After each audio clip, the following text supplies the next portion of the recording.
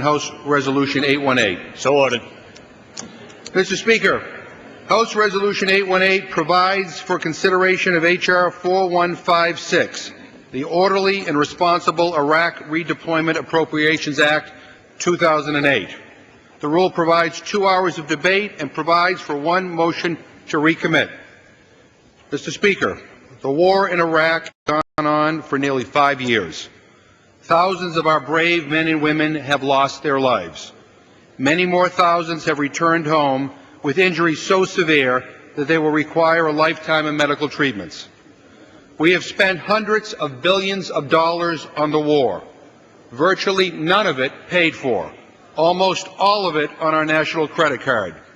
That means that the bill will be paid for not by us, but by our kids and our grandkids.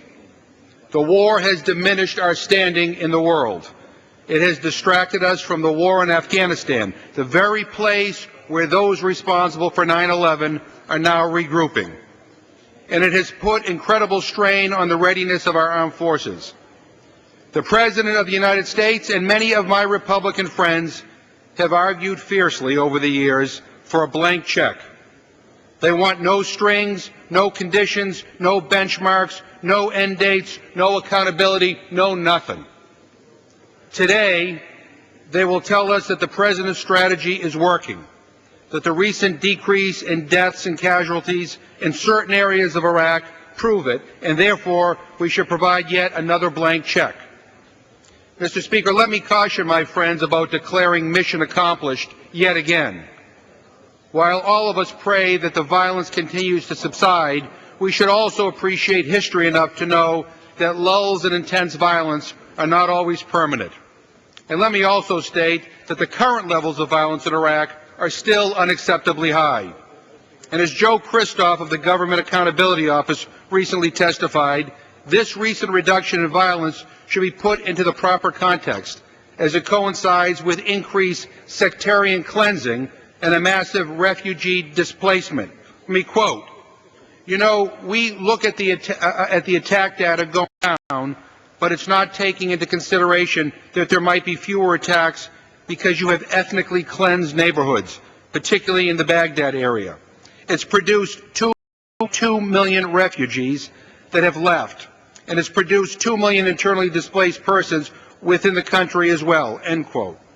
Mr. Speaker, we must remember that the justification for the surge and the justification for the Bush military strategy in Iraq has always been to foster Iraqi political reconciliation, and there is precious little evidence of any such thing. Over 10 months ago, President Bush said, and I quote, "A successful strategy for Iraq goes beyond military operations.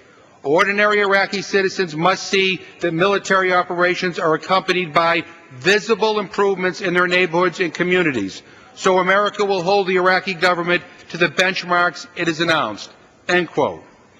But, Mr. Speaker, as the GAO reported last month, and I quote again, Iraq has not yet advanced key legislation on equitably sharing oil revenues and holding provincial elections.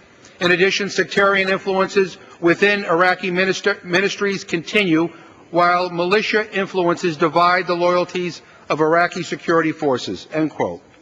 Mr. Speaker, the Maliki government continues to be corrupt, inept, and without the support of the vast majority of the Iraqi people. And when will the Bush administration live up to its word and hold the Iraqi government accountable for its actions or inaction?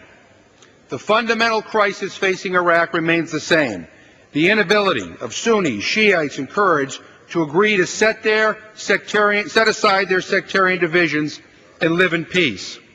As long as we remain there indefinitely, Mr. Speaker, there is no incentive for anything to change. Mr. Speaker, our soldiers have already given so much to create an opportunity for the Iraqi government, an opportunity that that government has squandered. So today, we are saying we want a different course. We reject the President's vision of an endless war that will cost more lives and bankrupt our nation. Today, we will vote on a bill that requires the redeployment of U.S. troops from Iraq to begin within 30 days of enactment, with a target for completion of December 15, 2008.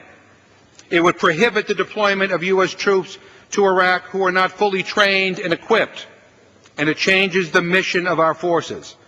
It also extends to all government agencies and personnel the limitations in the Army Field Manual on permissible interrogation techniques, which means that torture will be absolutely banned, and anyone who engages in such practices will be committing a crime under U.S. law, no ands, ifs, or buts.